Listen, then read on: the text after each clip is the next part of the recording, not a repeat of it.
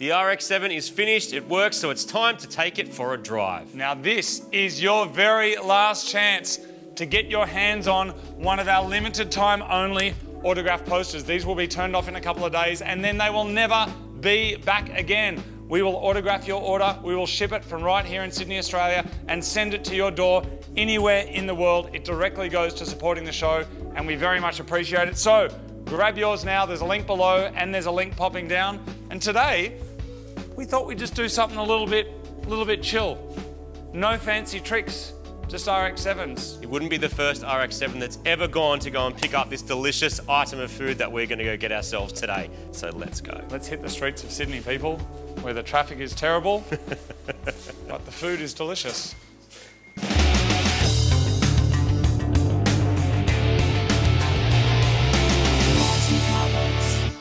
Something different for you this time. You're coming with us. Something fresh. Yep. No fancy tricks. Nah. Just rotaries. Just rotaries. And kebabs. Kebabs and solving one of the greatest mysteries of Australia ever. One of the greatest mysteries of all time. What is it? Do you want to tell you now? No, soon. Soon we should talk about the car. Okay. We thought we'd come and do this because we don't often get a chance to drive the cars when we're finished on camera for you guys. Correct. We're driving them around ourselves. Having a great time, but we thought, you know what? Today's a bit of a shakedown. It's one of the first times it's been out on the street since all this work has been done. So we thought we'd go get a kebab and take you with us all the way from the streets of Japan to the streets of Sydney. This car has been a huge, huge project. Now, here, driving and so far working. So far working. Now, it wouldn't be the first time an RX-7 has gone for a road trip to get a kebab, and it felt appropriate. Plus, we're hungry. Oh, look, hello. Oh, God. Oh, God. Already? I like Look wheels, how though. quick that Hey, was. bro. How you Look doing? how quick that was. What a little... Is that a charade? The number plate is oofed. That's pretty funny. I love it. That's great. Just trying and another to get one. attention, I think. This is also...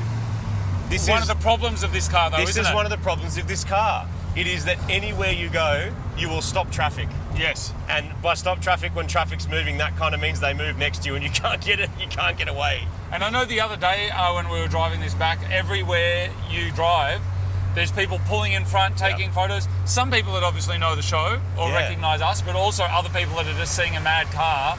Because in Australia particularly, 15 years ago, different story. Today, it is very rare to see cars of this vintage. MR2s, Silvias, Skylines.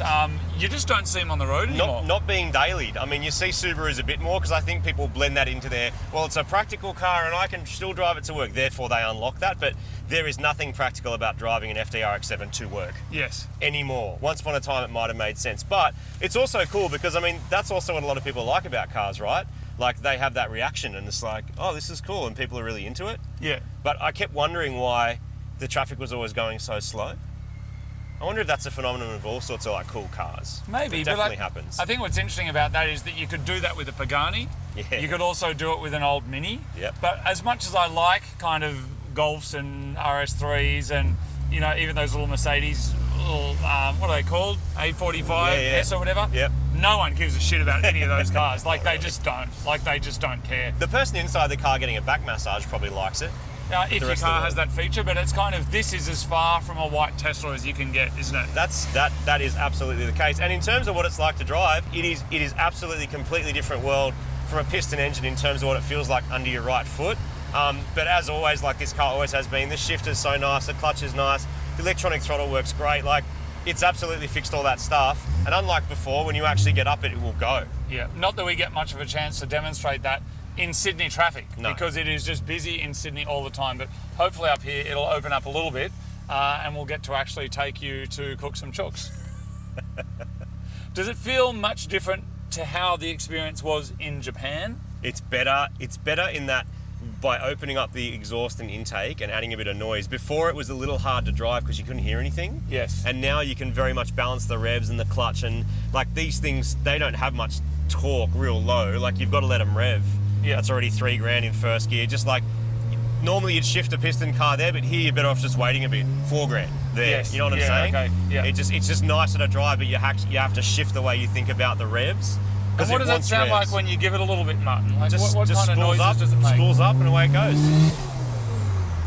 Yeah, right. Great. And when it comes on, because the turbo is kind of big, not massive, but kind of big, so there's a bit more weighting than there used to be, but the reward is so big now. Yes. So extreme. It's like, well, that's worth like an extra 1,000 or whatever, RPM of time to enjoy that.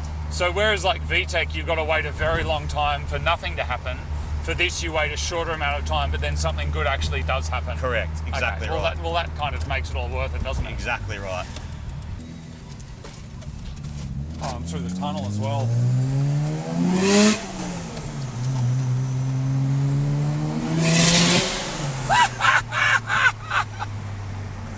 It sounds so wild. So much shock and awe, isn't there? So Crazy. aggressive.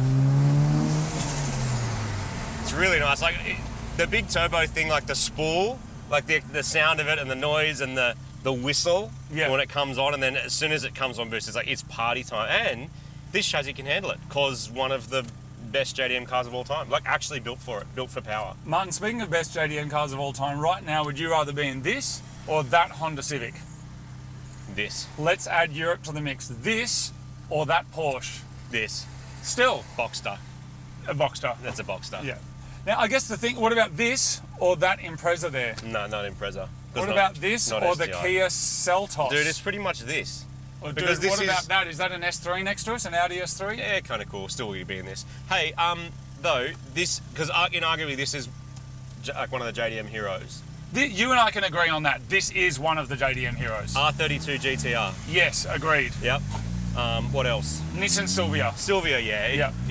There's just too many of them to not be. Toyota Supra. Yes. Agreed. Two-door STI, 22B or two-door STI. Yes. Yep. EK Honda Civic. Nah. What else is there? MR2? Nah. Oh, that's borderline. No, it's not because they're kind borderline. of special. No. Yeah, maybe not. So it is up there. It's up there with that kind of like top 5 Japanese heroes. Yep. And now you've done it. Well,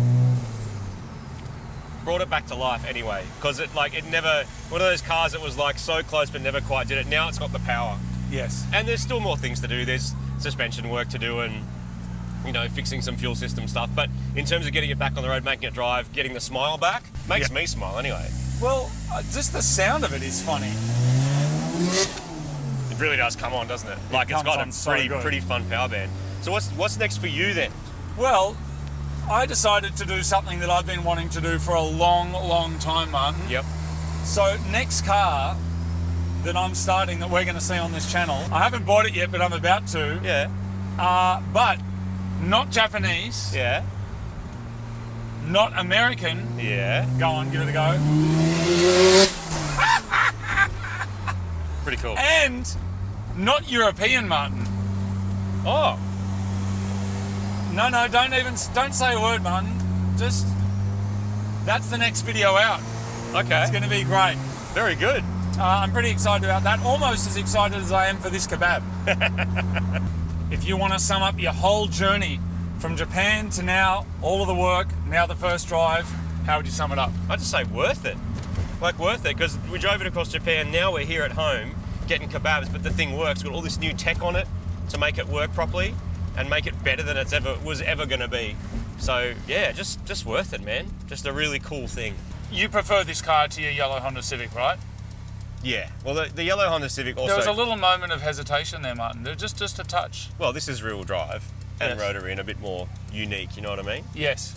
So, but I don't like the amount of attention it gets on the street. I know some people love that in cars. I don't. Yeah. Okay. I want the stealthiness of it, which is why Subaru wagons with 600 horsepower is my jam.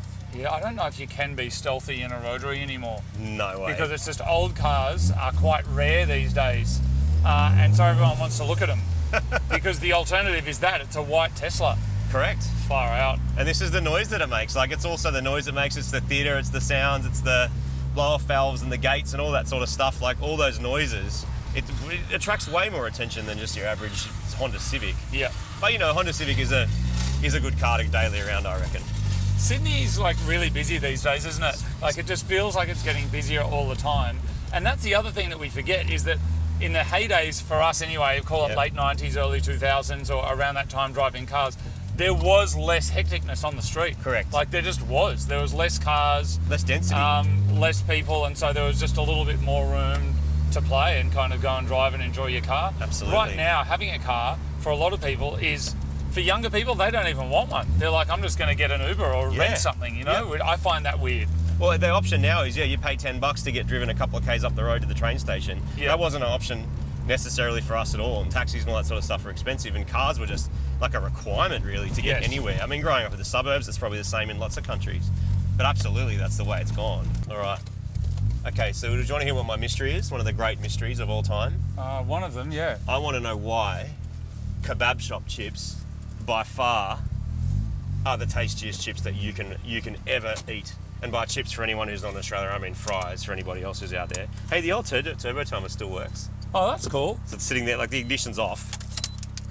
It's still going. You've got to press and hold, and off it goes.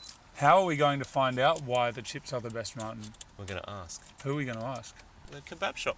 We'll just ask at the kebab shop. What, just go in there and go, why are your chips good? Why are your chips so freaking good? And see what they say. All right, I dare Do you you. reckon they'll tell us? I dare you to go in there. Don't say hello, don't say we're filming, say nothing. Just walk in and go, why are your chips so good? Why are kebab shop chips so good? I don't know about other kebab shops, but we run Boost in our chicken salt. Hey, man. How you doing? Luke, how are I you? was not the answer I was expecting, but okay. Yeah, I'll show you. Oh, it's actually called chicken. Oh, chicken booster. No MSG. How? How is that possible? Can we There's no order MSG? some of your chicken booster and a kebab, please? Some barbecue sauce and a dash of chili. And the garlic sauce. Oh, a bit of garlic sauce, if you like. If you feel like adding some garlic sauce. How do you rate that on your kebabometer? Yeah, pretty traditional. Oh. With the hummus and the chili, you know. Yeah. Great. We're very excited. We are at Sofra Kebabs in, what suburb is West this? Ryde. West Ryde. We're going to share the kebab, is that all right? Not in here, mate. Can we have one kebab and one knife, please? That's mad. It's one of the best kebabs you can get in New South Wales. Oh, I say Australia because no one except New South Wales can make good kebabs anyway. You go to Victoria and try and get a kebab, not same. You can't overload them either though, you know what I mean? Because then they don't You won't roll it properly. structure integrity. Two guys, one kebab, there Hell it is. yeah. Oh, Look look at at that. Look how good that looks. So good, can I have a look? And just a little, oh, it smells sweet and delicious. So delicious. Thank you. Fantastic. Martin, I lost my wallet again. Do you mind just, Again. I mean, is that all right? Thanks, man. What? I've seen you tap and go your phone before. Oh no, My phone's not my here. phone's not here. Oh, I just found it. That's Oh, weird. what's- No, do you know what? I'll get today. Actually, I got no money on my thing. Oh great. It's all right. I'll Good. Thank you very much, mate. So good. I'm really very, very excited about this. Thank you, boys. Amazing. Right, we're gonna go munch it while staring at our vehicle. Thank you. Cheers, Martin. Do you want to give him a little doc? Like a little... Reunited. Thank you, mate. Oh, look at that. See? Consistency. And crunchy. Science. So what you need in your rotary is the opposite of these chips. Consistency in science. Exactly. Yep. You just need a little bit of consistency. But so far it's working, Martin. We've been out today for maybe half an hour and it hasn't broken down yet. Not yet. Do you reckon it will? Yep. And then what? You I fix it? fix it. Okay. Breakdown, fix, breakdown, fix. Kind of reads like the instruction manual of how to own a rotary. Now it ended up making, was it 233 kilowatts? 300 horsepower flat. Okay. So 220 something. Do you know what other car we've got that makes that much power? I feel like we have a couple. 180? 240Z makes more than that. What's the channel? Mighty Car Mods. And the video is going to be called Two Guys, One Kebab. Love that. Working title. Have you guys seen the? I'm not taking up your time. No worries. Have you guys seen the Ox store? 2,000 kebabs. He's going to try 2,000 different kebabs from Is he? kebab shops. Yeah. I will cool. make sure to check that out. He's on TikTok. All right, we'll check it out. Thanks, man. The Kebab Guy. Thank you very much. Have a good See day, you, guys. Bye. Yeah, the 180 makes the same power. Yeah, and look, some people are going to say, only 300 horsepower from a rotary. It's like, yeah, on a stock engine that was built 25 years ago. You That's can fun. you can absolutely push them more if you want, because ethanol is the next step. more boost and just turn it up. But you do start to approach that, level of just wondering every time you put your foot in it whether that's going to be the last time you ever do.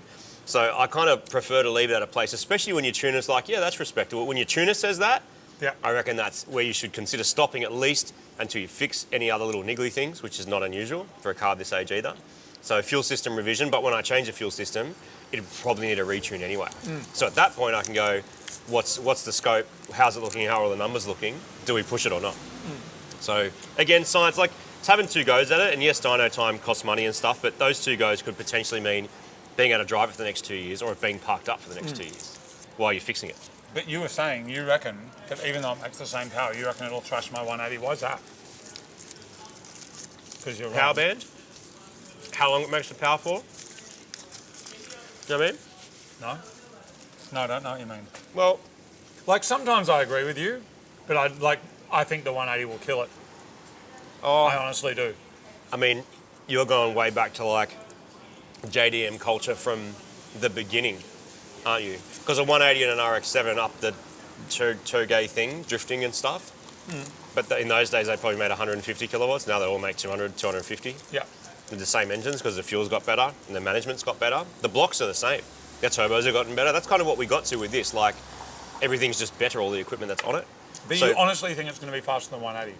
Yeah, you will, yeah. Yep. I do. I'm just trying to see if you're being a dickhead or not. I think I got more RPM, potentially got a bit more torque maybe as well. But then again, it's the chassis as well. Like, these are known to be pretty amazing. And a 180 was not this level of car when it was new. It wasn't, dude. No. It was a commuter. It was basically a rear-wheel drive. It was a rear-wheel drive Pulsar. No one brought this as like a commuter car. This is a special always. Dude, a 180's a special. Dude, that's in the same category as a GTR, not as a 180. What? Yeah. No, it's not, man. Yeah, You absolutely. lost me there. 180s were like the sort of cheap, like what people who had no money bought. And then the fancy people bought these. How much is that worth now? Between 50 and 80 grand, How much is a 180SX worth? between 20 and 30, 20 and 40. Oh, dude, no, it's not. Yeah, it is. Mine. 35. That's worth at least 60. Yes, I follow it. No. I'm happy to sort it out with you in a friendly manner and in any format that you want. A drift challenge, a drag challenge, a driving challenge. It's like I'll what do you want to do? I'll do any of them. All the above. You can pick. All of the above. All right. I'm not joking though. Winner gets both cars. You don't want that. I know, I'm going to sell it. Buy one once. Winner, And buy a Golf. winner gets both cars. I'm not joking. Meaning whoever wins gets to decide what happens to the other car. No, if you beat me, you can have my car. That's how confident I am. But if I beat you, I get that. Good kebab. Yeah, really good. Hey Siri, make a Facebook Marketplace ad. Rotary running probably won't be for long. $20,000.